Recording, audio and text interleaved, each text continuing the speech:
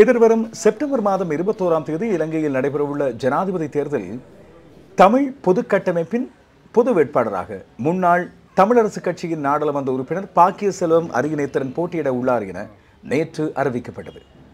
யாழ்ப்பாணத்தில் உள்ள தந்தை செல்வா கலையரங்கில் நேற்று இடம்பெற்ற விசேட ஊடகவியலாளர் சந்திப்பில் இது தொடர்பான அறிவிப்பு தமிழ் தேசிய கட்சியின் தலைவர் நா. ஸ்ரீகாந்தாவினால் வெளியிடப்பட்டது. ஜனாதிபதி தேர்தலில் தமிழ் தரப்பிலிருந்து ஒரு பொது வேட்பாளரை நிறுத்துவதற்கான உடன்படிக்கை ஒன்று அண்மையில் தமிழ் சிவில் சமூகத்துக்கும் தமிழ் தேசிய அரசியல் கட்சிகள் சிலவற்றுக்கும் இடையில் கைச்சாத்திடப்பட்டது. சிவில் சமூக கட்டமைப்பினரோடு இணைந்து தமிழ் பொது வேட்பாளருக்கு ஆதரவாக தமிழ் மக்கள் கூட்டணி, டெலோ, பிளாட், இபிஆர்எல்எஃப், தமிழ் தேசிய பசுமை இயக்கம், தமிழ் தேசிய கட்சி, ஜனநாயக போராளிகள் கட்சி என்பன ஆதரவளிக்க உள்ளன. இந்த ஜனாதிபதி தேர்தலில் தமிழ் பொது வேட்பாளரை நிறுத்துவதற்கான கலந்துரையாடல் தமிழ் பொது கட்டமைப்பினரால் தொடர்ச்சியாக இடம்பெற்று வந்திருந்தது. இதன் அடிப்படையில் நேற்று தமிழ் பொது வேட்பாளராக மட்டக்களப்பு மாவட்ட முன்னாள் நாடாளுமன்ற உறுப்பினரும் தமிழரசு கட்சியின் பொதுக்குழு உறுப்பினருமான ப. அரியநேத்திரனை முன்னிறுத்துவதென உத்தியோகபூர்வமாக அறிவிப்பு விடுக்கப்பட்டுள்ளது. அரியநேத்திரன் சுயேட்சை வேட்பாளராக போட்டியிடுவார் என தெரிவிக்கப்படுகிறது. நேற்றைய கலந்துரையாடலில் ஜனாதிபதி வேட்பாளரும் முன்னாள் நாடாளுமன்ற உறுப்பினருமான ப. அரியநேத்திரன், ஈழ மக்கள் புரட்சிகர விடுதலை முன்னணியின் தலைவர் சுரேஷ் பிரேமச்சந்திரன், தமிழ் தேசிய கட்சியின் தலைவர் ந. ஸ்ரீகாந்தா, தமிழ் தேசிய பசுமை இயக்கத்தின் தலைவர் போ. ஐங்கரநேசன், ஜனநாயக போராளிகள் கட்சியின் தலைவர் சி. வேந்தன், அரசியல் ஆய்வாளர்களான நிலாந்தன், யதீந்திரா, அரசியல் ஆய்வாளர் சட்டத்தரணி சி. யோதிலிங்கம், ஜனநாயக போராளிகள் கட்சியின் தலைவர் சி. வேந்தன் உள்ளிட்ட இன்னும் சிலரும் கலந்து கொண்டிருந்தமை குறிப்பிடத்தக்கது. நேற்று இடம்பெற்ற நிகழ்வின் சில முக்கியமான கட்டங்களும் அங்கே உரையாற்றிய சிலரின் முக்கியமான உரைகளும் இப்போது இந்த காணொளியில் வருகின்றன. எல்லோருக்கும் எங்களுடைய அன்பு கலந்த வணக்கங்கள்.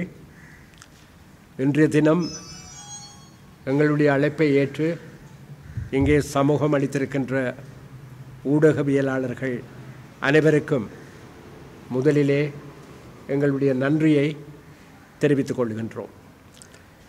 இன்றைய தினம் தமிழ் தேசிய அரசியல் கட்சிகளும் தமிழ் மக்கள் பொதுச்சபையும் இணைந்து நிறுவியிருக்கின்ற தமிழ் தேசிய பொது கட்டமைப்பின் சார்பிலே எதிர்வரும் ஜனாதிபதி தேர்தலிலே நிறுத்தப்பட இருக்கின்ற வேட்பாளர் பற்றிய அறிவிப்பினை மேற்கொள்வதற்காக நாங்கள் இந்த சந்திப்பை இன்றைய தினம் தீர்மானித்து நடாத்த ஆரம்பித்திருக்கின்றோம். எதிர்வரும் ஜனாதிபதி தேர்தலிலே தமிழ் பொது வேட்பாளராக ஒருவரை தேர்ந்தெடுத்து நிறுத்த வேண்டுமென்று நாங்கள் அனைவரும் மேற்கொண்ட முடிவின் பிரகாரம் நீண்ட ஆழமான பரந்துபட்ட ஆலோசனைகளுக்கு பிறகு, கலந்துரையாடல்களுக்கு பிறகு இந்த விடயத்திலே சம்பந்தப்பட்டிருக்கும் அனைத்து அரசியல் அம்சங்களையும் பொறுப்போடும் நிதானத்தோடும் அலசி ஆராய்ந்த பிறகு நீண்ட நாள் தமிழ் தேசியவாதியும் முன்னாள் மட்டக்களப்பு மாவட்ட தமிழ் தேசிய கூட்டமைப்பின் பாராளுமன்ற உறுப்பினராக பணியாற்றியவரும் ஊடகத்துறையிலே நன்கறியப்பட்டிருந்தவருமான திரு ப. அரியநேத்திரன் அவர்களை தமிழ் தேசிய பொது கட்டமைப்பின் சார்பிலே ஜனாதிபதி தேர்தலில் தமிழ் பொது வேட்பாளராக நிறுத்துவது என்கிற முடிவு மேற்கொள்ளப்பட்டிருக்கிறது. அதை இன்றைய தினம் எமது மக்களுக்கும் இந்த தேர்தலிலே அக்கறை கொண்டிருக்கிற சகல தரப்பினருக்கும் நாங்கள் அறிவிப்பதிலே மகிழ்ச்சி அடைகின்றோம். இன்றைய இந்த சந்திப்பிலே கலந்து கொண்டிருக்க வேண்டிய தமிழ் தேசிய அரசியல் கட்சிகளின் சில தலைவர்கள் பாராளுமன்ற உறுப்பினர்களாக பணியாற்றி கொண்டிருக்கிற சூழ்நிலையிலே இன்று அவர்களாலே பாராளுமன்ற கடமைகளும் குறுக்கெடுக்கிற நிலைமையிலே அவர்கள் விரும்பியும் கலந்து கொள்ள முடியாமல் போய்விட்டது. இருந்தாலும் அவர்கள் சார்ந்த கட்சிகளை, அந்த கட்சிகளைச் சேர்ந்த மூத்த தலைவர்கள் இங்கே பிரதித்துவப்படுத்தி எங்களோடு அமர்ந்திருக்கிறார்கள். இப்பொழுது ஜனாதிபதி தேர்தலில் தமிழ் பொது வேட்பாளரான திரு ப. அரியநேந்திரன் அவர்களை உங்களுக்கு நான் முன்னாலே அழைத்து அவரை அறிமுகப்படுத்த வேண்டிய தேவை கிடையாது. இருந்தாலும் சம்பிரதாயபூர்வமாக இவர்தான் எங்கள் தமிழ் மக்களின் சார்பிலே, தமிழ் தேசியத்தின் சார்பிலே ஜனாதிபதி தேர்தலிலே தமிழ் பொது வேட்பாளர் என்கிற அந்த அறிவிப்பினை நாங்கள் மேற்கொள்ள விரும்புகிறோம். இப்பொழுது தம்பி அரியநேந்திரன் அவர்களை இங்கே. திரு அரியநேந்திரன் அவர்கள் தமிழ் தேசிய பொது கட்டமைப்பின் சார்பாக, இலங்கை வாழ் தமிழ் மக்களின் சார்பாக அவரை நாங்கள் ஒரு பொது வேட்பாளராக நிறுத்தியிருக்கின்றோம். அவர் முன்னாள் பாராளுமன்ற உறுப்பினராக இருந்ததன் காரணமாக அவர் ஒரு சுயேட்சை வேட்பாளராக களமிறக்கப்படுவார். சுயேட்சை வேட்பாளர்களுக்கு தேர்தல் ஆணையகம் தேர்தல் நியமனங்கள் செய்யப்பட்டது, வேட்பாளர் நியமனங்கள் செய்யப்பட்டதற்கு பிற்பாடு அதற்கான சின்னத்தை ஒதுக்குவார்கள். ஆகவே அதுவரை அது என்ன சின்னம் என்பது எங்களுக்கு தெரியாது. ஆனால் ஒரு சுயேட்சை வேட்பாளராக தமிழ் மக்கள் சார்பாக திரு அரியநேந்திரன் அவர்கள் இப்பொழுது களமிறக்கப்பட்டிருக்கின்றார். நாங்கள் ஓரிரு நாட்களுக்குள் அவருக்கான கட்டுப்பணம் செலுத்தப்படும். அதற்கான ஏற்பாடுகள் செய்யப்படுகின்றன. இன்றோ நாளையோ நாங்கள் இந்த கட்டுப்பணத்தை செலுத்துவோம். நாங்கள் இப்பொழுது பிரச்சாரம், நாங்கள் இதனுடைய விவாதம் என்பதே ஒரு பிரச்சாரம் தான். கடந்த 6 மாதங்களாக இது தொடர்பாக 10 எழுத்தாளர்கள் நிறையவே எழுதியிருக்கிறார்கள். நாங்கள் நிறையவே பேசியிருக்கிறோம் தொலைக்காட்சியில், பொதுவெளியில். ஆகவே இந்த பிரச்சாரம் என்பது ஒரு என்னென்று சொல்கிறது, ஒஃபிஷியலாக உத்தியோகபூர்வமான முறையில் மிக விரைவாக ஆரம்பிக்கப்படும். மட்டக்களப்பில், யாழ்ப்பாணத்திலிருந்து இந்த பிரச்சார வேலைகள் என்பது ஆரம்பிக்கப்படும். ஆகவே இந்த பிரச்சாரம் நிச்சயமாக தமிழ் மக்களினுடைய அரசியல் தீர்வுகளை கொண்டு வருவதற்கு ஒரு நகர்வை ஏற்படுத்துவதற்கான முறையில் அந்த வெற்றியை தமிழ் மக்கள் பெற்றுக்கொள்ள வேண்டும் என்று நாங்கள் கருதுகிறோம்.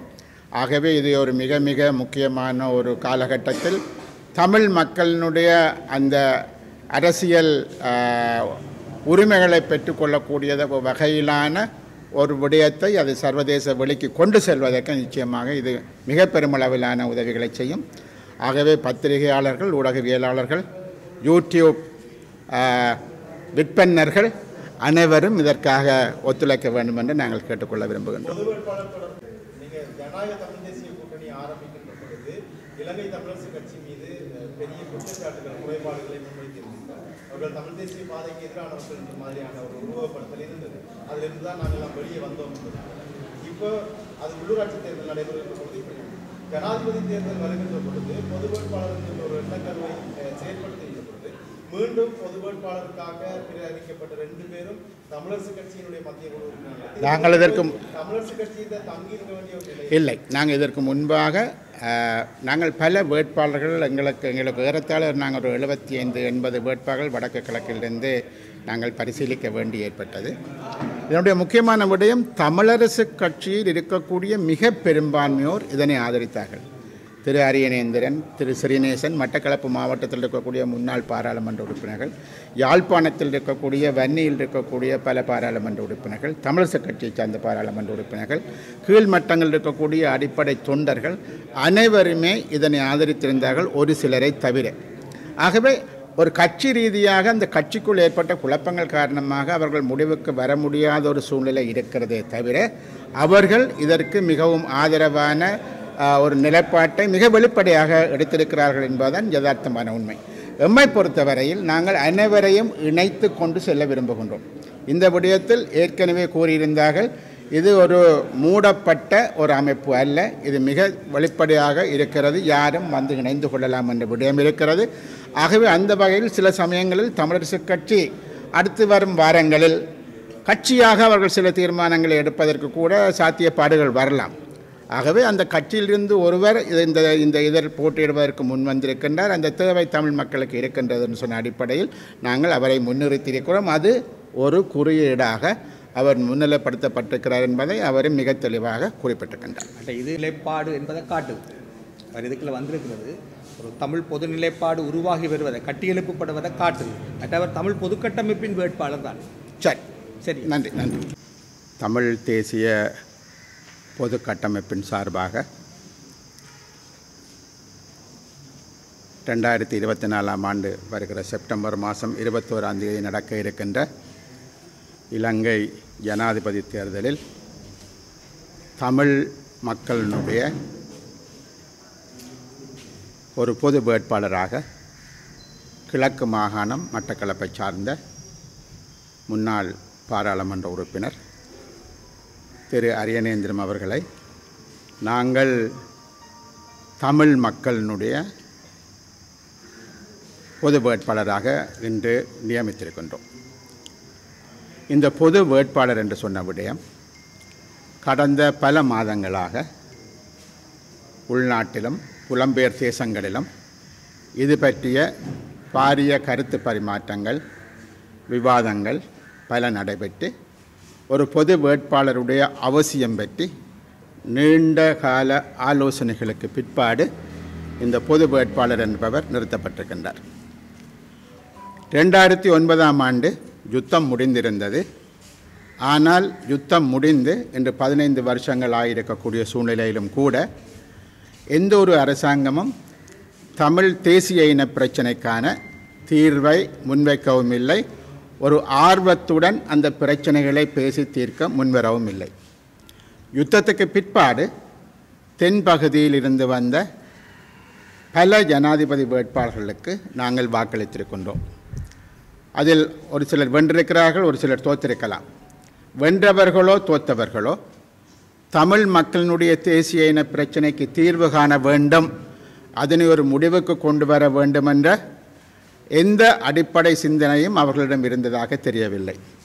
மாறாக 2009ஆம் ஆண்டுக்கு பிற்பாடு, அதாவது யுத்தத்துக்கு பிற்பாடு மிக பெரிய அளவில் ஒரு சிங்கள பௌத்த மேலாதிக்கத்தை வடக்கு கிழக்கில் நிறுவுகிற ஒரு வேலை தொடர்ந்து இன்றும் நடைபெற்று கொண்டிருக்கின்றது. அது அம்பாறையில் நடைபெறுகிறது, மட்டக்களப்பில் நடைபெறுகிறது, திருவோணமலையில் நடைபெறுகிறது, வவுனியாவில், யாழ்ப்பாணத்தில், முல்லைத்தீவில் என்று சகல இடங்களிலும் அது நடைபெற்று கொண்டிருக்கின்றது. இது தொடர்பாக ஜனாதிபதியுடன் அரசாங்கத்துடன் பாராளுமன்ற உறுப்பினர்கள் பல தடவை பேசியிருந்தாலும் கூட ஆக்கப்பூர்வமான நடவடிக்கைகள் எதுவும் மேற்கொள்ளப்பட்டதாக இல்லை. ஆகவே நாங்கள் தமிழ் மக்கள் அவர்களை நம்பி வாக்களித்தாலும் கூட அந்த நம்பிக்கைக்கு உகந்த வகையில் இலங்கையில் ஒரு சுமூகமான ஸ்திரமான அரசியல் சூழ்நிலைகளை ஏற்படுத்தக்கூடிய வகையில் தமிழ் மக்களுடைய இந்த பிரச்சனைக்காக ஒரு நீண்ட நெடிய போராட்டம் நடைபெற்று பல லட்சம் மக்கள் போராளிகள் கொல்லப்பட்ட பிற்பாடும் கூட அரசாங்கம் அதற்கான ஒரு முடிவை காணவில்லை என்பது நாங்கள் எல்லோரும் சிந்திக்க வேண்டிய விடயம். ஆனால் யுத்தத்துக்கு பிற்பாடு நாங்கள் அரசியல் கட்சிகளாக, குழுக்களாக, பல தரப்புகளாக பிரிந்து நின்றது என்பது அவர்களுக்கு மிக ஆரோக்கியமான ஒரு விடயமாகவும் இருந்தது. எங்களை கையாள்வதில் அவர்களுக்கு ஒரு ஆரோக்கியமான இடத்தை அது ஏற்படுத்தி கொடுத்தது. இவை மாற்றப்பட வேண்டும். தமிழ் மக்கள் தங்களது தேசிய இன பிரச்சனைக்காக பல லட்சம் உயிர்களை விலை கொடுத்திருக்கிறார்கள். பல்லாயிரம் கோடி சொத்து பத்துக்களை இழந்திருக்கிறார்கள், புலம்பெயர்ந்திருக்கிறார்கள். ஆகவே இந்த பிரச்சனைக்கு தீர்வு காண வேண்டும் என்பது தமிழ் மக்களுடைய வேணவா. இந்த மண்ணில் அவர்களும் சமத்துவமாக எல்லோரையும் போல் தமது கலை, கலாச்சாரம், பண்பாடு, மொழி அனைத்தையும் அவர்கள் சுதந்திரமாக பெற்றுக்கொள்வதற்கும் நடைமுறைப்படுத்துவதற்கும் அவர்கள் தகுதி வாய்ந்தவர்கள். ஆகவே அந்த விடயம் நடைமுறைப்படுத்தப்பட வேண்டும். ஆனால் இலங்கையில் ஏற்பட்ட அரச வங்குரோத்து என்பது, பேங்க்ரப்சி என்பது, அவர் இலங்கையில் ஏதோ ஒரு பொருளாதார பிரச்சனை மாத்திரம்தான் இருக்கிறது, வேறு எந்த பிரச்சனையும் இல்லை என்ற ஒரு பிம்பத்தை சர்வதேச ரீதியாக உருவாக்க பார்க்கிறார்கள். ஆனால் இங்கு அது அல்ல. இங்கு ஒரு தேசிய இன பிரச்சனை என்பது ஒன்று இருக்கிறது, அது தீர்க்கப்பட வேண்டும். ஆகவே தான் நாங்கள் அந்த விடயத்தை வெளி உலகுக்கு கொண்டு வரவும் சிங்கள அரசியல் சமூகத்திற்கு தெளிவுபடுத்தவும் இந்த பிரச்சனை இன்னும் தீர்க்கப்படாமல் இருக்கிறது என்பதை ராஜதந்திர சமூகத்திற்கு தெளிவாக சொல்வதற்கும் நாங்கள் எடுத்துக்கொண்ட ஒரு ஜனநாயக பூர்வமான வழி என்னவென்றால் வடகிழக்கில் இருக்கக்கூடிய மக்கள் அதற்கு ஆதரவாக வாக்களிக்கின்ற பொழுது, லட்சக்கணக்கில் அணிதிரண்டு வந்து ஆதரவாக வாக்களிக்கின்ற பொழுது நிச்சயமாக இந்த பிரச்சனை தீர்க்கப்படவில்லை என்பதை வெளி உலகமும் ராஜதந்திர சமூகமும் எல்லாரும் மீண்டும் ஒரு முறை உணர வைக்கும். இது தீர்க்கப்பட வேண்டிய பிரச்சனை, தீர்க்கப்படாமல் இருக்கிறது, அரசு இதிலிருந்து நழுவி போக முடியாது என்ற விடயங்களை மிக தெளிவாக கொண்டு வருவது வெறுமனே அரசியல் கட்சிகள், சிவில் அமைப்புகளில் ஒட்டுமொத்தமான மக்கள் தங்களது வாக்கு மூலம் இந்த பிரச்சனை தீர்க்கப்பட வேண்டும் என்பதை மிக தெளிவாக வலியுறுத்துவதை நோக்கமாக கொண்டுத்தான் நாங்கள் ஒரு பொது வேட்பாளரை நிறுத்துவது என்ற தீர்மானத்திற்கு வந்திருக்கின்றோம். எங்களை பொறுத்தவரையில் நாங்கள் அறிந்தவரையில் வடக்கு கிழக்கு மாத்திரமல்ல, இலங்கையின் பல பகுதியில் இருக்கக்கூடிய தமிழ் மக்கள் எங்களுக்கு இதனை ஆர்வமுடன் வரவேற்றிருக்கிறார்கள். புலம்பெயர் தமிழ் மக்கள் ஆர்வமுடன் வரவேற்றிருக்கிறார்கள். ஆனால் ஒரு சிலர், அரசுக்கு சாதகமாக இருக்கக்கூடிய ஒரு சிலர் இதில் மாறுபட்ட கருத்துக்களை கொண்டிருக்கலாம். ஆனால் இந்த வர இருக்கக்கூடிய இந்த ஜனாதிபதி தேர்தலில் வடகிழக்கில் முக்கியமாக, இலங்கை முழுவதுமாக இருந்தாலும் கூட குறிப்பாக வடகிழக்கில் இருக்கக்கூடிய எமது தமிழ் வாக்காளர்கள் பல லட்சங்களாக திரண்டு வாக்களிக்கின்ற பொழுது நாங்கள் இன்று எதிர்நோக்கி இருக்கிற பல பிரச்சனைகள், அது மட்டக்களப்பில் மேய்ச்சல் தரை பிரச்சனையாக இருக்கலாம், திருவோணமலை கன்னியா வெண்ணூருட்டு மற்றும் 20-30 புத்த கோயில்கள் கட்டுகின்ற பிரச்சனையாக இருக்கலாம், முல்லைத்தீவில் குருந்தூர் மலை பிரச்சனையாக இருக்கலாம், வவுனியாவில் வெடுக்கனாரி மலை பிரச்சனையாக இருக்கலாம். இந்த தொடர் பிரச்சனைகள் அனைத்திற்கும் நாங்கள் தீர்வு காணப்பட வேண்டுமாக இருந்தால் இந்த நிலைமைகள் மாற்றப்பட வேண்டும். ஆகவே இந்த பிரச்சனைகள் தீர்க்கப்பட வேண்டும் என்பதை மிக தெளிவாக சுட்டிக்காட்டி தமிழ் மக்களுக்கு உரித்தான அவர்களுக்கான அந்த தீர்வு என்பது கொடுக்கப்பட வேண்டும். இதை மறக்கடித்து அரசாங்கம் வேறொரு நிகழ்ச்சி நிரலில் செல்வதை ஏற்றுக்கொள்ள முடியாது என்ற அடிப்படையில் தான் நாங்கள் ஒரு பொது வேட்பாளர் தொடர்பான ஒரு தேவை இருக்கிறது என்ற முடிவுக்கு வந்தோம். அதன் பிரகாரம் இன்று நாங்கள் ஒரு பொது வேட்பாளரை நிறுத்தியிருக்கின்றோம். ஆகவே இங்கு முக்கியமாக இருக்கக்கூடிய பிரச்சனை, இப்பொழுது நாங்கள் ஒரு பொது வேட்பாளரை நிறுத்தப் போகிறோம் என்று சொன்னதன் காரணமாகத்தான் உங்கள் எல்லோருக்கும் தெரியும், வடக்குக்கு கிழக்கிற்கு ரணில் விக்ரமசிங்க வருகிறார், ஜேவிபி வருகிறது, சஜித் பிரேமதாச வருகிறார், நேற்றைய தினமும் ஒரு ராஜபக்ஷ வந்தார், விஜயதாச ராஜபக்ஷ வந்தார். ஆகவே இவர்களுக்கு இன்றைக்கு எங்கள் மக்களினுடைய வாக்கு பலம் அவர்களுக்கு புரிகிறது. ஆகவே தான் இங்கு தேடி வருகின்றார், அந்த வாக்குகளை பெற்றுக்கொள்வதற்கு தேடி வருகின்றார்கள். ஆகவே நாங்கள் எங்களது மக்களுக்கு நாங்கள் சொல்லக்கூடிய விஷயம், நாங்கள் 35 வருஷங்களுக்கு மேலாக போராடி பல லட்சம் உயிர்களை பலி கொடுத்து இன்றும் நாங்கள் போராட்ட களத்தில் நின்று கொண்டிருக்கிறோம். இன்றும் எங்களை புதைத்து அதற்குள் புல்லுகள் வளரக்கூடிய நிலையைத்தான் அரசாங்கம் யோசிக்கின்றது. கௌரவமாக இந்த பிரச்சனையை தீர்ப்பதற்கு அவர்கள் யோசிக்கவில்லை. ஆகவே இன்று எங்களுக்கு ஒரு தேவை ஏற்பட்டிருக்கிறது. தமிழ் மக்கள் இந்த மண்ணில் நிரந்தரமாக இந்த மண்ணை விட்டு ஓடாமல் இங்கே இருக்க வேண்டும் என்று சொன்னால் எமது பிரச்சனைகள் தீர்க்கப்பட வேண்டும். ஆகவே அந்த ஒரு தேவை கருதி முன்னர் இந்த பிரச்சனைகள் பல நாடுகளுக்கு சொல்லப்பட்ட தமிழ் மக்களின் பிரச்சனைகளை தீர்க்கப்பட வேண்டும். இந்தியா பேசியது, அஞ்ஞா பொதுச் செயலாளர் வந்த பொழுது பேசினார், இப்படி பல தரப்புகள் பேசினார்கள். இன்று அதில் இருந்து வெளியேறி இலங்கை அரசாங்கம் வேறு ஒரு ட்ரக்கில், வேறு ஒரு தடத்தில் பிரயாணம் செய்ய முயற்சிக்கின்ற பொழுது அதனை தடுத்து நிறுத்தி தமிழ் மக்களது பிரச்சனைகள் தீர்க்கப்பட வேண்டும். அதனை ஒரு ஜனநாயக வழிமுறையின் மூலம் நாங்கள் லட்சக்கணக்கில் அணிதிரண்டு எடுத்து சொல்கின்றோம். அந்த அடிப்படையில் தான் நாங்கள் இன்று எமது வேட்பாளரை நிறுத்தியிருக்கின்றோம். நான் நம்புகின்றேன் இதனை ஒட்டுமொத்தமாக இலங்கையில் இருக்கக்கூடிய தமிழ் மக்கள், தமிழ் பேசக்கூடிய முஸ்லீம் மக்கள் இந்த பிரச்சனைகளை புரிந்து கொள்வார்கள். வெறுமனே தமிழ் மக்கள் மாத்திரம் பாதிக்கப்படவில்லை, இங்கு பாதிக்கப்படுபவர்கள் சிறுபான்மை இனம் என்ற அடிப்படையில் முஸ்லீம் மக்கள் பாதிக்கப்படுகிறார்கள், மலையக மக்கள் பாதிக்கப்படுகிறார்கள். ஆகவே அவர்களும் இதனை உணர்ந்து கொள்வார்கள் என்று நாங்கள் நம்புகின்றோம். அந்த அடிப்படையில் தான் நாங்கள் இன்று ஒரு பொது வேட்பாளரை நிறுத்தியிருக்கின்றோம். இங்கு பல பேர் வந்து சொல்கின்ற விஷயம் எல்லாம், நாங்கள் வந்தால் இந்த பொருளாதார பிரச்சனையை மாற்றுவோம் என்று பேசுகிறார்களே தவிர தமிழ் மக்களுடைய தேசிய இன பிரச்சனையை தீர்ப்பதற்காக இவர்கள் இன்று வரை ஒரு துரும்பை நகர்த்தவில்லை. யாராக இருந்தாலும் ஒரு துரும்பை நகர்த்தவில்லை என்பதுதான் உண்மையான விடயம். ஆகவே அந்த வகையில் ஒரு காத்திரமான முடிவு எடுத்திருக்கிறோம். ஜனநாயக தமிழ் தேசிய கூட்டணியைச் சேர்ந்த EPRLF, டெலோ, புலட், தமிழ் தேசிய கட்சி, ஜனநாயக போராளிகள், இதனை விட தமிழ் தேசிய பசுமை இயக்கம் மற்றும் தமிழ் மக்கள் கூட்டணி ஆகிய அனைவரும் நாங்கள் ஒன்று திரண்டிருக்கின்றோம். அதே போல தமிழ் மக்கள் பொதுச்சபை என்பது 80-100க்கு மேற்பட்ட பல்வேறுபட்ட சிவில் அமைப்புகளினுடைய பெரும் கூட்டமைப்பாக இருக்கிறது. அவர்களின் பிரதிநிதிகளாகத்தான் இவர்கள் இருக்கிறார்களே தவிர இவர்கள் தங்களுடைய குழுக்களே அல்ல, ஒட்டுமொத்தமான சிவில் சமூகத்தை பிரதிநிதித்துவப்படுத்துபவர்களாக அவர்களால் தெரிவு செய்யப்பட்டவர்களாகத்தான் இவர்களும் இங்கே இருக்கிறார்கள். ஆகவே இந்த அடிப்படையில் கிழக்கு மாகாணத்திலிருந்து நாங்கள் ஒருவரை தெரிவு செய்திருக்கிறோம். ஏனென்று சொன்னால் இந்த கிழக்கு மாகாணம் என்பது முக்கியமாக தமிழ் மக்களது கையை விட்டு போகக்கூடிய சூழ்நிலை. திருகோணமலையில் குடியேற்றம், அம்பாறை, அவ்வளவு, இன்றைக்கு மட்டக்களப்பு மாவட்டத்தில் கூட அங்கு மேய்ச்சல் தரங்களை கபலீகரம் பண்ணி சிங்கள மக்களை குடியேற்றி குறைந்தபட்சம் அந்த விவசாயிகளுடைய நிலங்களையே இல்லாமல் செய்கிற சூழ்நிலையில் அவர்கள் நூற்றுக்கணக்கான நாட்களாக போராடி அதற்கு கூட ஒரு தீர்வு எட்டப்படாத சூழ்நிலை தான் மட்டக்களப்பில் இருந்து கொண்டிருக்கிறது. ஒரு ஒரு ஒரு ஒரு பிரதேச சபையை தரம் உயர்த்துவதற்கு கூட வக்கற்ற நிலையில்தான் அம்பாறை மாவட்டத்தில் இந்த அரசாங்கம் இருந்து கொண்டிருக்கிறது. இவ்வாறான சூழ்நிலையில் இவை எல்லாவற்றையும் வெளிக்கொண்டு வரும் முகமாக மிக தெளிவாக இந்த விடயங்களை சொல்வதற்காக நாங்கள் இந்த பொது வேட்பாளர் என்பவரை தெரிவு செய்திருக்கிறோம். ஆகவே அந்த வகையில் நாங்கள் தொடர்ச்சியாக அடுத்த மிக விரைவாக இன்றோ நாளையோ நாங்கள் அதற்கான கட்டுப்பணம் என்பது மிக விரைவாக செலுத்தப்படும்.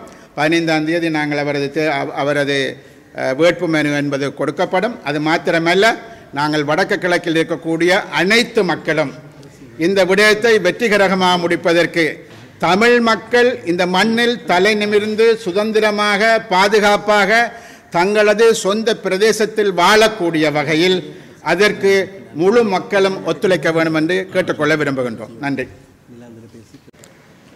இறுதி பேச்சாளராகவும் எதிர்வரும் ஜனாதிபதி தேர்தலில் தமிழ் பொது வேட்பாளராக அறிவிக்கப்பட்டிருக்கும் முன்னாள் தமிழ் தேசிய கூட்டமைப்பு பாராளுமன்ற உறுப்பினர், மட்டக்களப்பு மாவட்டத்தின் முன்னாள் பாராளுமன்ற உறுப்பினர் திரு ப. அரியநேந்திரன் அவர்களை சில வார்த்தைகளை இந்த சந்தர்ப்பத்திலே உங்களுடன் பகிர்ந்து கொள்ளுமாறு நான் உரிமையோடு அழைக்கின்றேன். எங்களுடைய முதலாவது பிரசார கூட்டத்திலே அவர் தன்னுடைய வழக்கமான பாணியிலே மிக விரிவான முறையிலே கருத்துக்களை வழங்குவார். இன்றைய தினம் மிகச் சுருக்கமாக, அதே நேரத்தில் தனது வேட்பு தொடர்பிலே அவசியமான அர்த்தமுள்ள கருத்துக்களை வழங்குவதற்கு அவரை நான் மிக தாழ்மையோடு அழைக்கின்றேன். தம்பி, வந்து கொண்டிருக்கின்ற ஊடகவியலாளர்கள், தமிழ் பொது கட்டமைப்பின் ஊடாக எதிர்வருகின்ற 9வது ஜனாதிபதி தேர்தலிலே வடகிழக்கிலே இருந்து ஒரு தமிழ் தேசிய உணர்வை வெளிக்காட்டுவதற்காக ஒரு வேட்பாளராக என்னை தேர்ந்தெடுத்த இங்கே இருக்கின்ற மதிப்புக்குரிய இந்த பொதுச்சபை உறுப்பினர்கள், தமிழ் தேசிய அரசியல் கட்சியின் பிரமுகர்கள், இங்கே கலந்து கொண்டிருக்கின்ற அனைவருக்கும் இந்த தந்தை செல்வாவினை மனதில் நிறுத்தி நான் முதலில் இந்த வணக்கத்தை தெரிவித்துக் கொள்கின்றேன். உண்மையிலே எனக்கு முன்பு கூறிய பிரமுகர்கள் தெளிவாக கூறியிருந்தார்கள். நான் வெறும் அடையாளம், அதாவது ஒரு தமிழ் தேசியத்தான் அதில் இருக்கின்றது, அந்த தமிழ் தேசியத்துக்காக குறியீடாக மாத்திரம்தான் நான் இருப்பேனே தவிர நான் ஒரு ஸ்ரீலங்கா சோசலிச குடியரசின் ஜனாதிபதியாக வருவதற்கு அல்ல. மாறாக ஈழ மண்ணிலே இருந்து எமது மக்கள் இனப்படுகொலை செய்யப்பட்டு நெடுங்காலமாக தொடர்ச்சியாக உரிமையற்ற ஒரு இனமாக இருக்கின்றார்கள். எங்களுக்கான ஒரு உரிமை கிடைக்க வேண்டும் என்பதை சர்வதேசத்துக்கும் ஸ்ரீலங்காவுக்கும் வலியுறுத்துகின்ற ஒரு தேர்தலுக்கு ஒரு அடையாளமாக மாத்திரம் நான் அந்த தேர்தலிலே வேட்பாளராக ஏற்றுக்கொண்டிருக்கின்றேன். எனது பணி என்பது செப்டம்பர் மாதம் 22ஆம் தேதி வரை இருக்கும் என்பதையும் நான் கூறிக்கொள்கின்றேன். அதற்கு பிற்பாடு வருகின்ற பணிகளை எமது கட்டமைப்பு முன்னெடுக்கும். அவர்களுக்காக நான் அந்த பணியை இந்த தேர்தலில் ஒரு வேட்பாளராக நிறுத்தப்படும் என்பதற்காக மாத்திரம் நான் இதிலே ஏற்றுக்கொண்டிருக்கின்றேன். இதுதான் எனது உண்மையான நிலைப்பாடு. உண்மையிலே நீங்கள் பார்ப்பீர்களாக இருந்தால் தந்தை செல்வா அவர்கள் ஆக இருக்கலாம், தலைவர் பிரபாகரனாக இருக்கலாம், அல்லது எங்கள் இறுதியாக மரணித்த எங்கள் சம்பந்தன் ஐயாவாக இருக்கலாம். 3 தலைவர்களை வழியிலே நாங்கள் பல பேர் அதில் இடையில் இருந்தாலும் கூட நாங்கள் வழி நடத்தப்பட்டிருந்தோம். இந்த 3 தலைவர்களிலே இருந்து நாங்கள் நிறைவேற்று அதிகாரம் கொண்ட ஜனாதிபதி முறை 1978ஆம் ஆண்டு அரசியலமைப்பிலே கொண்டு வந்தாலும் கூட தந்தை செல்வா அவர்கள் அந்த அமைப்பு அந்த விதி வருவதற்கு முன்பே அவர் மரணித்து விட்டார்.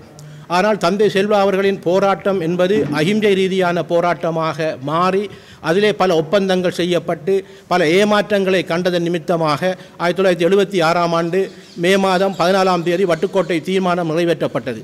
அது வடகிழக்கிலே இருக்கக்கூடிய 23 தொகுதிகளிலே தமிழர் விடுதலை கூட்டணி மூலமாக வேட்பாளர்கள் நிறுத்தப்பட்டிருந்தார்கள். அதிலே 18 வேட்பாளர்கள் வெற்றி பெற்று ஒரு அங்கீகாரம் கிடைத்தது. அந்த அங்கீகாரம் என்பது சமஷ்டி அடிப்படை தமிழீழம்தான் தமிழர்களுக்கான கோரிக்கையாக ஏற்று அதனை அங்கீகரித்திருந்தோம். அதற்கு பிற்பாடு 36 விடுதலை இயக்கங்கள் போராட்டத்தில் ஈடுபட்டிருந்தது. இந்த 36 விடுதலை இயக்கங்களிலே இருந்து இறுதியாக தமிழீழ விடுதலை புலிகள் இயக்கம் அதிலே போராட்டத்திலே ஈடுபட்டிருந்தது. நான் இந்த சொல்லுகின்ற விடயம் என்னவென்றால் 1976ஆம் ஆண்டு ஒரு தீர்மானம் எடுக்கப்பட்ட போது அந்த தீர்மானத்துக்கு மக்கள் அணி திரண்டு அதிலே வாக்களித்து அந்த தீர்வை அதுதான் எங்கள் கொள்கை என்பதை காட்டியிருந்தார்கள். அதற்கு பிறகு 2000ஆம் ஆண்டு ஆரம்பிக்கப்பட்ட முயற்சி 2001ஆம் ஆண்டு தமிழ் தேசிய கூட்டமைப்பு உருவாக்கப்பட்ட போது இங்கே இருக்கின்ற நாங்கள் 22 பாராளுமன்ற உறுப்பினர்கள் ஒரு அங்கீகாரத்தை பெற்றிருந்தோம். இந்த 2 விடயங்களை நாங்கள் பார்க்கின்ற போது அகிம்சை ரீதியான போராட்டத்திலே ஒரு வாக்கெடுப்பிலே நாங்கள் மக்களிடம் கேட்டு அதிலே ஒரு சில விடயங்களை முன்னிலைப்படுத்தியிருந்தோம். ஆயுத போராட்ட காலத்திலும் நாங்கள் 2004ஆம் ஆண்டு மக்களிலே ஒரு கணிப்பீடு அல்ல ஒரு மக்களின் சக்தியை காட்டியிருந்தோம். இந்த 2 தேர்தல்களை நாங்கள் பார்க்கின்ற போது ஒன்று தொகுதி ரீதியான தேர்தலில் 18 தொகுதியில் வெற்றி பெற்றிருந்தோம். இரண்டாவதாக பார்க்கின்ற போது 22 மாவட்ட ரீதியான விகிதாச்சார தேர்தல் முறையிலே நாங்கள் 22 பேரை வெற்றி பெற்றிருந்தோம். ஆனால் இந்த போராட்டங்கள் 2009 மே 18க்கு பிறகு மௌனிக்கப்பட்டு விட்டது. இந்த 2009-18க்கு பிறகு மௌனிக்கப்பட்டதுக்கு பிறகு எங்கள் போராட்டம் இராஜதந்திர ரீதியாக செயல் வடிவம் பெற்றிருக்கின்றது. அதில் விடுதலை புலிகளின் தியாகம், தமிழ் மக்களின் தியாகம், தந்தை செல்வா காட்டிய வழி என்று நாங்கள் போய்கொண்டிருக்கின்றோம். இந்த 15 ஆண்டுகளில் நாங்கள் பெற்ற அனுபவம் என்ன? ஆகவே இந்த 15 ஆண்டுகளில் மௌனிக்கப்பட்டதாக தலைமைத்துவம் மௌனிக்கப்பட்டதாக அல்லது எங்கள் தலைமைத்துவம் கூடியதாக நாங்கள் இருந்து கொண்டிருக்கின்றோம். சர்வதேச ரீதியாக நாங்கள் பேச்சுவார்த்தைக்கு போகின்ற போது சர்வதேசங்கள் கூறுகின்ற விடயம் என்னவென்றால் நீங்கள் ஒரு குரலில் பேசுங்கள், ஒரு கருத்துடன் வாருங்கள் என்ற விடயம் அதிலே முன்வைக்கப்படுகின்றது. ஆகவே இந்த விடயங்களை நாங்கள் சீர்தூக்கி பார்க்கின்ற போது இந்த ஒரு குரலில் ஒருமித்த கருத்துக்களை எடுப்பதற்காக இப்பொழுது இருக்கின்ற ஜனாதிபதி தேர்தலிலே ஒரு வேட்பாளரை நிறுத்தி ஒட்டுமொத்தமாக ஒரு இலக்குக்காக நாங்கள் அந்த வாக்குகளை அளிக்கின்ற போது தமிழ் மக்கள் திரண்டு அதுக்கு ஒரு தமிழ் மக்களுக்கான பிரச்சனை இருக்கின்றது என்பதை காட்டி அதன் மூலமாக நாங்கள் அடுத்த கட்டத்தை கொண்டு செல்வதற்காக ஒரு வாய்ப்பாக இருக்கும் என்பதற்காகத்தான் இந்த முயற்சியை இவர்கள் எடுத்திருக்கின்றார்கள். இந்த முயற்சியிலே நான் உண்மையிலே நான் இறுதியாக நான் ஒரு தமிழ் தேசியவாதியாக 1976ஆம் ஆண்டு வட்டுக்கோட்டை தீர்மானம் எடுத்த நாளிலிருந்து இன்று வரையும் ஒரு தமிழ் தேசியவாதியாக இருக்கின்றேன். பாராளுமன்ற தேர்தல் அரசியலிலே நான் சென்றது 2004ஆம் ஆண்டு. நான் அதுக்கு முன்பு இருந்து குறியீடாக அல்லது அதுக்கான தெளிவாக ஊட்டலாக நான் இருந்து கொண்டிருக்கின்றேன். பலர் என்னிடம் இங்கே இருக்கின்றவர்கள் பலர் கேட்கின்ற போது நான் கூறின விடயம் என்னவென்று நான் மறுக்கவில்லை. 46 பேர் இருந்தபொழுது எல்லோரையும் பரிசீலித்து இறுதியாக எவரும் இல்லை என்ற பட்சத்திலே நான் வருவதற்கு தயாராக இருக்கின்றேன் என்று கூறியிருந்தேன். இறுதியாக எங்கள் தவராச ஐயா அவர் மிகவும் எனக்கு உதவி செய்தவர். 2008ஆம் ஆண்டு தொடக்கம் நான் அவருடன் நெருங்கி பழகிற ஒரு குடும்ப நண்பனாக இருக்கின்றேன். அவரையும் பேரை நான் தான் அவரிடம் கொடுத்திருந்தோம். அவரும் எனது பேரும் தான் அவர்கள் இறுதியாக இருந்தது. இருந்தாலும் கூட இப்பொழுது எங்கள் சட்டத்தரணி எங்கள் தவராச அண்ணன் அவர்கள் தம்பியாக இருக்கிறார் நினைக்கிறேன், நான் ஐயாண்டு சொல்லுகின்றேன்.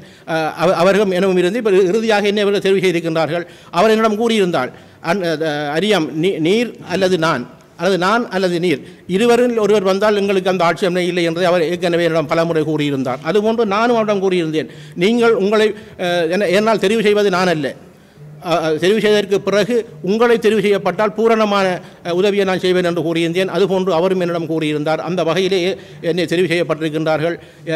குறைந்தபட்சம் அல்லது கூடிய பட்சம் நான் அந்த ஒரு குறியீடாக இருந்து தமிழ் தேசியத்தின் குறியீடாக இருந்தது. ஏனென்றால் ஸ்ரீலங்காவின் தேர்தல் சட்டம் என்பது ஒரு மனிதர் அதிலே கேட்க வேண்டும், மனிதர் பெயர் அங்கே வர வேண்டும். அதுக்காக அந்த மனிதராக என்ற பெயர் அதிலே குறிக்கப்பட்டிருக்கிறது. அவ்வளவுதான் அதிலே போடப்பட்டிருக்கிறது. ஆகவே நான் வாக்குறுதி தருவதற்கோ வாக்குறுதி தந்து அபிவிருத்தி செய்ய போகிறோம் என்பதற்கோ அல்லது பொருளாதாரத்தை மீட்சி கொண்டு செல்வோம் என்பதற்காக நான் அந்த தேர்தலிலே போட்டியிடவில்லை.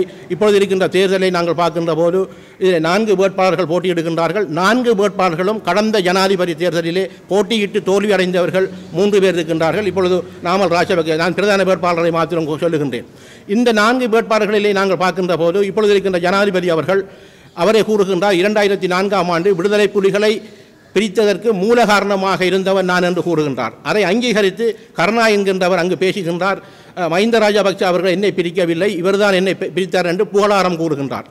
அந்த 2004ஆம் ஆண்டு விடுதலை புலிகளை பிரித்தவர் என்று கூறியது போன்று 2005ஆம் ஆண்டு முதலாவது ஜனாதிபதி தேர்தல் வந்தபோது விடுதலை புலிகள் அதை பகிஷ்கரிக்குமாறு கூறியிருந்தார்கள். பலர் பல்வேறுபட்ட விமர்சனங்களை கூறியிருந்தார்கள். அதற்கான விடையை ஜனாதிபதி அவர்கள் கூறியிருக்கின்றார். அதில் நீங்கள் அறிந்திருப்பீர்கள், 2004ஆம் ஆண்டு விடுதலை புலிகளை தான் பிரித்தேன் என்று கூறியிருந்தால் அதற்கான அங்கீகாரத்தை 2005ஆம் ஆண்டு தேர்தலில் விடுதலை புலிகள் அவரை பகிஷ்கரிக்குமாறு கூறியிருந்தார்கள். பிரயோஜனத்துக்கு மற்ற கரை எங்களுக்கு. ஆகவே அவ்வாறான ஒரு மக்களை பிரித்து ஆளுகின்றவரை நாங்கள் வாக்களிக்கப் போகின்றோமா, அல்லது ஒவ்வொரு கட்டத்திலும் நல்லாட்சி தொடர்ச்சியாக ஏமாற்றி வருகின்ற அந்த ஜனாதிபதிக்கு நாங்கள் வாக்களிக்கப் போகின்றோமா என்பதை தமிழ் மக்கள் சிந்திக்க வேண்டும். இரண்டாவதாக இருக்கின்றவர் சையத் பிரேமதாஸ் அவர்கள். சையத் பிரேமதாஸ் அவர்கள் நல்லாட்சி காலத்தில் என்ன செய்தார்? புத்த சாசன அமைச்சராக இருந்து 1000 பாஞ்சாலைகளை வடகிழக்கிலே அமைப்பதற்காக அங்கீகாரம் கொண்டு வந்தார். இன்று அது நடைபெற்றுக் கொண்டிருக்கின்றது. அவ்வாறானவருக்கு நாங்கள் வாக்களிக்க வேண்டுமா? மூன்றாவதாக இருக்கக்கூடியவர் அனுர குமார சிசாநாயக் அவர். உங்களுக்கு எல்லாருக்கும் தெரியும், நாங்கள் 22 பேர் பாராளுமன்ற உறுப்பினராக இருந்தபோது இந்த இணைந்த வடகிழக்கை பிரிப்பதற்கு துணையாக இருந்தது என்பது ஒரு விடயம். இறுதி யுத்தத்திலே அவரும் இளைஞர்களை பயிற்சி கொடுத்தார் என்ற விடயம் இருக்கின்றது. ஆகவே அவ்வாறு அவரை ஆதரிக்கப் போகின்றோமோ? இல்லை, மஹிந்தவின் புதல்வர் வந்திருக்கின்றார், நாமல் ராஜபக்சே அவர்கள். நாமல் ராஜபக்சே அவர் என்ன கூறுகின்றார்? எங்கள ஜனாதிபதியாக இருக்கக்கூடியவர் 13வது அதிகார பகிர்வை தருவேன் என்று இதே யாழ் மண்ணிலே கூறிய விட்டு வந்ததற்கு அவர் கொழும்பிலே ஒரு அறிக்கை விட்டிருந்தார். நான் அவ்வாறு தருவதற்கு உதவும் மாட்டேன், தரவும் மாட்டேன், நான் வடக்கில் ஒரு கதை தெற்கில் ஒரு கதை கதைப்பவன் அல்ல என்று அவர் அங்கே இனவாதம் பேசுகின்றார். அவ்வாறானவர்களுக்கு நாங்கள் தமிழ் மக்கள் வாக்களிக்க போகின்றோமா? சிந்திக்க வேண்டிய விடயம். ஆகவே என்னை பொறுத்த மட்டில் நான் ஒரு குறியீடாக தமிழ் தேசிய கொள்கையை தொடர்ந்து இங்கே 50,000 மாவீரர்களை நாங்கள் இழந்திருக்கின்றோம். 3 லட்சத்துக்கு மேற்பட்ட மக்களை இழந்திருக்கின்றோம். உரிமையற்ற ஒரு இனமாக இருக்கின்ற போது இன்னும் நாங்கள் ஏமாந்து 8 ஜனாதிபதிகளை ஏமாந்ததற்கு பிறகு இன்னும் நாங்கள் பேரம் பேசப் போகின்றோம் என்றால் இதை கேட்கின்றவர்கள் நாங்கள் என்ன மடையர்களா? இதை நீங்கள் சிந்திக்க வேண்டும், மக்கள் சிந்திக்க வேண்டும். இதற்காகத்தான் நாங்கள் இவர்களின் முடிவை நான் ஏற்றிருக்கின்றேன், நான் கொள்கை வாரியாக ஏற்றிருக்கின்றேன். அந்த வகையில் நீங்கள் அனைவரும் ஒத்துழைக்க வேண்டும். குறிப்பாக ஊடகவியலாளர்களின் பணி என்பதை ஏற்கனவே கூறியிருந்தால் நான் ஒரு ஊடகவியலாளராக இருந்த காரணமாக எங்களுக்கு தெரியும். பல விடயங்களை நாங்கள் பேசுகின்ற போது நல்ல விடயங்களுக்கு தலைப்பு வராது. அது நானும் ஊடகவியலாளர் இருக்கின்ற போது எனது அனுபவம், எதிலே நான் கொண்டு அதில் சொல்லுகின்றோமோ அந்த விடயம் தலைப்பாக வருகின்ற போது அது கருத்தை அவ்வாறாக வந்துவிடும். ஆகவே தலைப்புகளை மிகவும் நிதானமாக இந்த தேர்தல் முடிவை மட்டும் இட வேண்டும். தமிழ் தேசியத்தின் பக்கம் அனைவரும் நிற்க வேண்டும் என்று கேட்டு விடைபெறுகின்றேன். உங்கள் அனைவருக்கும் மிக்க நன்றி. தமிழ் தேசிய பொது கட்டமைப்பின் சார்பிலே வேட்பாளராக ஜனாதிபதி தேர்தலில் களமிறங்க போகின்ற தமிழ் பொது வேட்பாளர் பாரியநேத்திரன் அவர்கள் தமிழ் தேசிய அபிலாஷைகளை இந்த இலங்கை தீவிலே தமிழ் தேசிய இனத்தின் சார்பிலே ஜனநாயக ரீதியாக அகிம்சை வழியிலே முன்னெடுத்து தமிழ் தேசிய விடுதலை போராட்டத்திற்கான மிக காத்திரமான அடித்தளத்தை விட்டு சென்றிருக்கிற தமிழ் தேசிய பெருந்தலைவர் தந்தை செல்வநாயகம் அவர்களுடைய சிலைக்கு இப்பொழுது மாலையிட்டு மரியாதை செலுத்துவார்.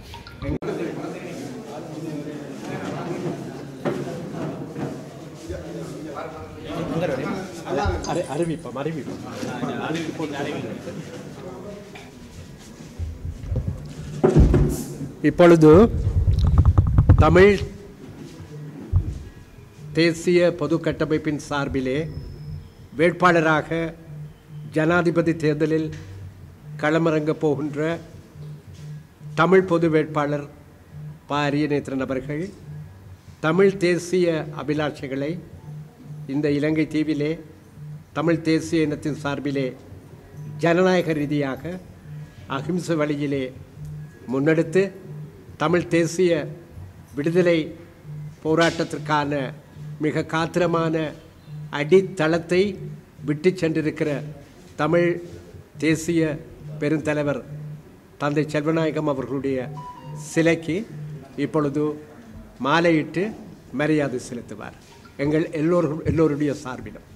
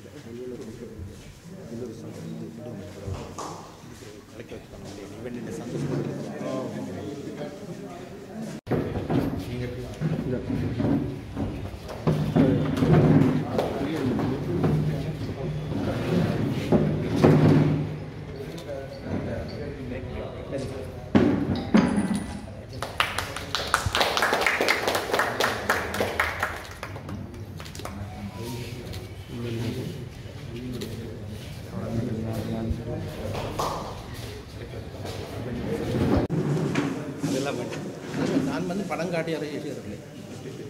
படம் காட்டி தலைவர்